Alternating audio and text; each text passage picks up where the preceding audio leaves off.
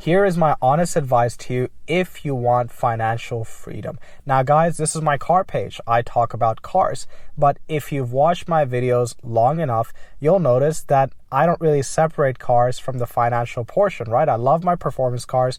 I've wasted and I've spent a lot of money, more than I'd like to admit. I spent and lost a lot of money on performance cars, on my BMW repairs, on all sorts of stuff, resale value, etc. Today I'm in my GR Yaris, but I've been through that, guys. And I find that cars and money is not something that you can separate.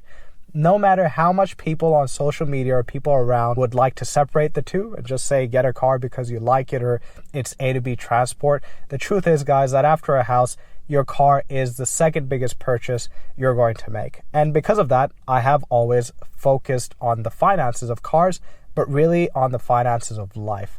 And that's why I'm making this video, guys. I've got a Master of Business Administration because I really enjoy the business and money sides of things. I'm also an engineer. Here's my tips and my rules if you want some financial freedom. The number one thing, guys, is double down on your strengths, okay?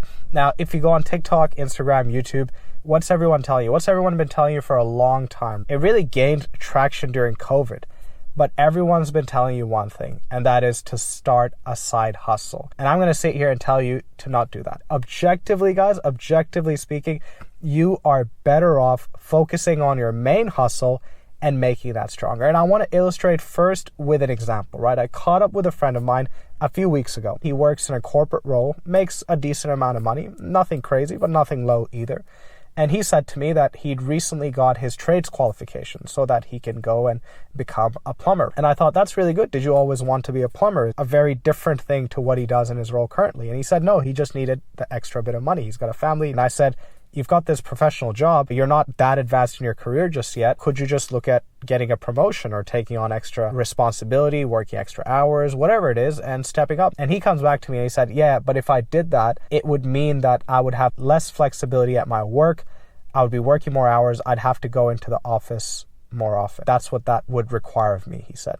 And I thought to myself, I didn't say this to him at the time, but I thought to myself, what's wrong with that? What is wrong with working harder at your main hustle? And, by all accounts, the guy likes his main hustle. It's a good main hustle. What is wrong with upskilling, taking more responsibility, and seeing how good you can do with work? And he's got this side hustle now, which who knows how it's going to go. You have to see through your main hustle, guys. I really wanted to share that example because that guy has so much potential. I mean, in his industry and his role, he could easily get another $50,000, $60,000, $70,000 if he just put his mind to it.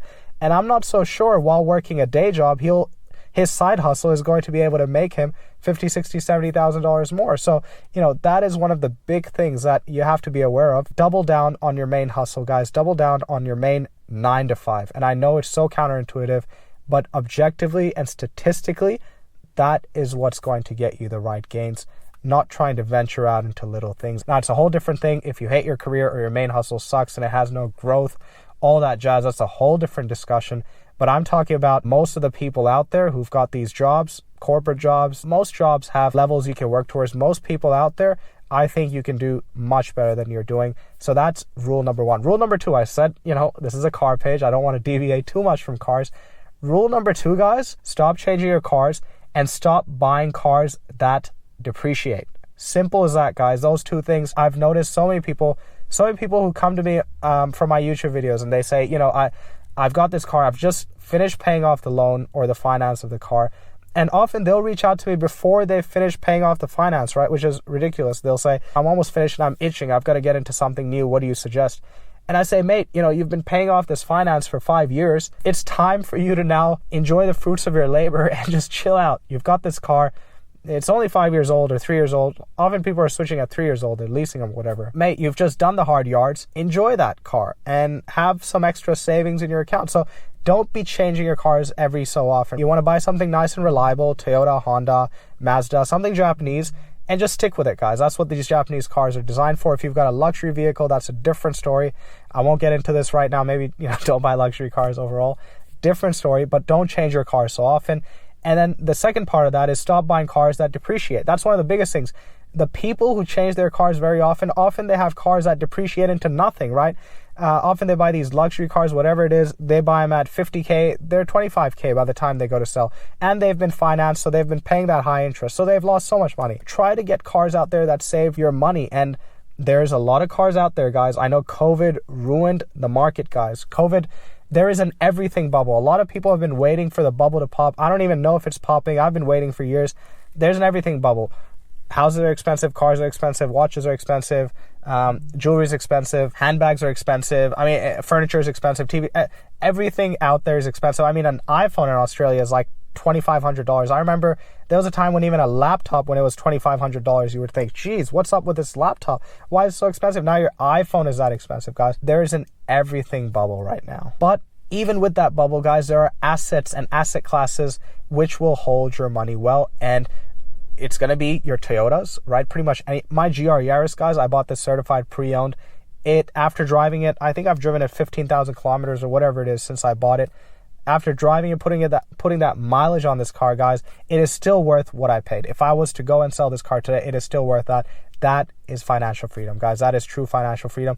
It's not just my GR Yaris, which is a sports car. You get a Corolla hybrid, a Camry hybrid, RAV4 hybrid, Corolla Cross hybrid. You get a Honda Civic Type R. You get some nice performance cars from the Germans. You can maybe swing for a Golf R or something like that. If you buy right, you'll be okay. But generally, you can get hurt with some of the German luxury cars. Stick to Mazda, Toyota, Honda. There's pockets of cars that do really well.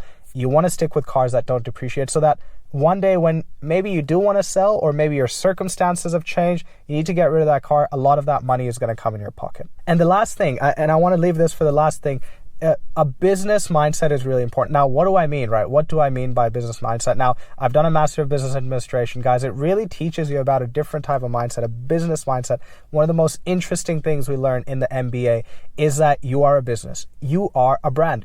I'm looking at you right now. You're a brand, guys, and you're a business in your own personal little way. You're a business. In fact, everyone thinks of you as a business. The government thinks of you as a business, right? Your taxes go to the government's bottom line. They rely on that. They rely on you yearly paying your taxes so the country can survive and the government can invest in infrastructure, etc. That's how, government's economies work, whatever the case is. The relationships you have, you're a business to them. They're very, especially if you're operating in the world, let's forget about your family, for example, but relationships overall are very transactional. That's how everything works. What you can do is understand that just like a business or just like an equity or a stock, you've got a balance sheet. You've got assets that you own, liabilities, i.e. money that you owe, and then you've got your incomings and your outgoings. Simple as that. And you have to operate with that perspective, guys. Don't think about these companies and these businesses. You are one, and you've got to think about your trajectory. How is your growth going to be? Maybe you've got a lot of debt right now. How is your growth going to be? Is your income going to grow quick enough to service that debt and overcome it one day? Let me know what you think, and I'll catch you next time.